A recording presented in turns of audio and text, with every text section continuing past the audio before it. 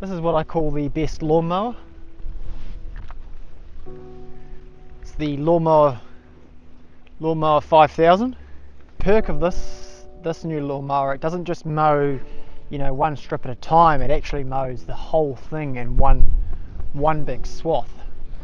So yeah, I give it a good 9 out of 10. Show you what I got up to yesterday. So run the got comms and power line there. Yeah, so you got 2 lines connected up, which I am going to be pulling through up there. I don't know if you can see, so got to get I'm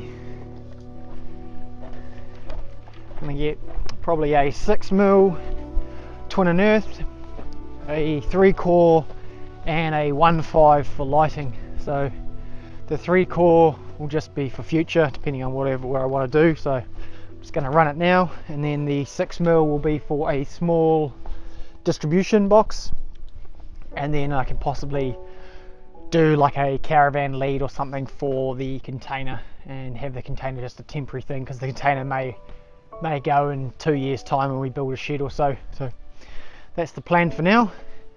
So my first attempt at running these failed, and now I need to tie it on a bit better so it doesn't break in the hole. Anyway, you live and you learn. The house between 2 paddocks does create some challenges for the cows. So there's currently a little, you got this slot over here, and then they have to walk around the section. Yeah, over here was where the plumbers put on the leach field. So I sort of want to wait till that starts growing, as well as there's the stormwater drain over there that I don't want the cows falling in and, you know, hurting themselves on. So just for now, yeah, the amount of grass that they can eat has been fairly diminished. And then yeah, they're coming over here, and yeah, it's all this paddock over here for them to get into.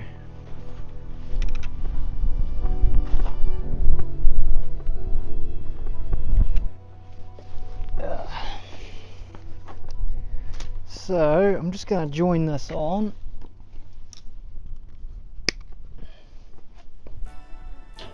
Missed.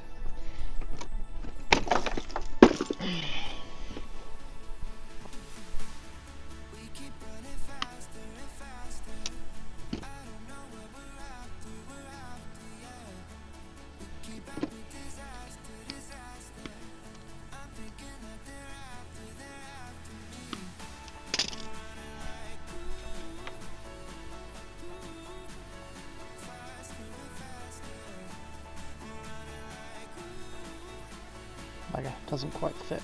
Okay. Well, we'll try one.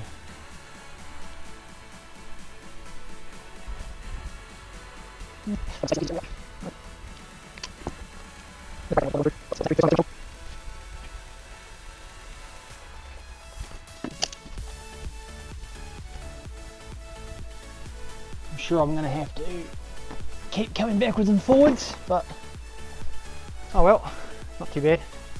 Not sure if it's getting caught or not.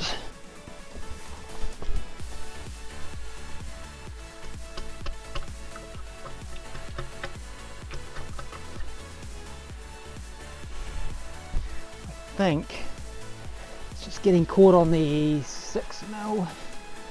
I should have tapered it really.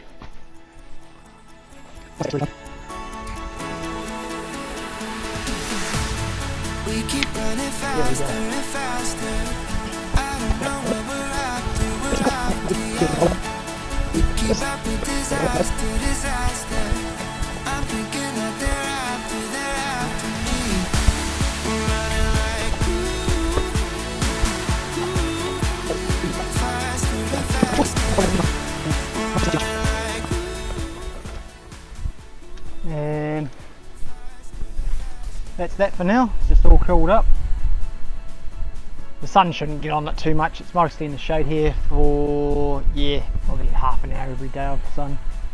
So obviously, yeah, the sun shouldn't get this too much. Hopefully. I mean, it's going to have a roof on it soon, and then that'll be on the inside anyway. So that's that. And then on the other side, same thing again. So coiled it up out of the sun, and then I've got draw wire for low. I've got the draw wire for the extra low voltage stuff. So haven't decided what I'll run in there yet. I'll probably run a few outdoor rated Cat 6 cables for security and everything like that, as well as maybe some 24 volt cabling for lights, depending on how I want to do things. So that's the retaining wall power at least sorted. So that will also supply power to my container.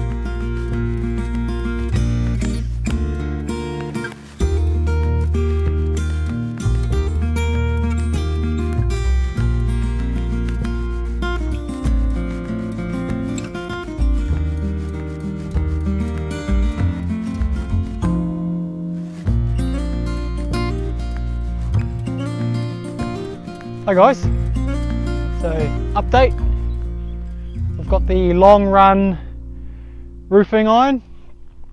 It's in the flax pod colour, also getting the joinery to be the same colour. Bricks are on order, so they will start arriving sometime in the next few weeks. Joinery will go in first. The vertical oblique on about a third of the house will get done before the bricks go on also.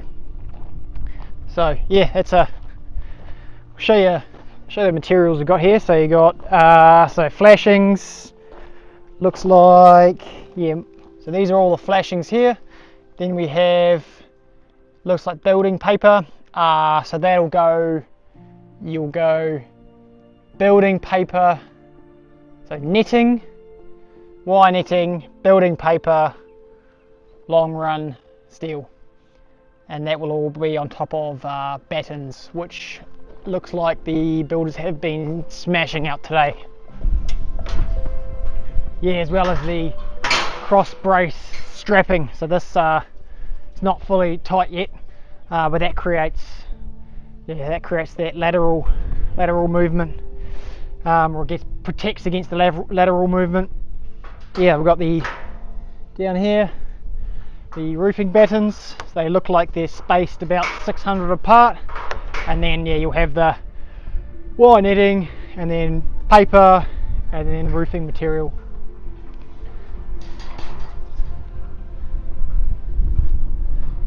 This end cord looks like it's a bit closer, but that all just comes down to the roofers when they're screwing down as to how their screw patterns go.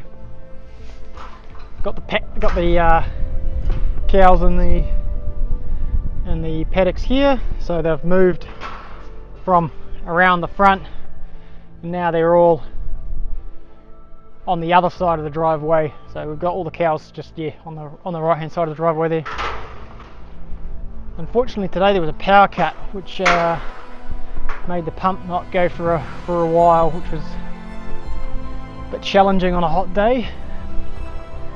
Fortunately now the troughs are, they're staying pretty full now, but you know, a few hundred cows do drink a lot of water.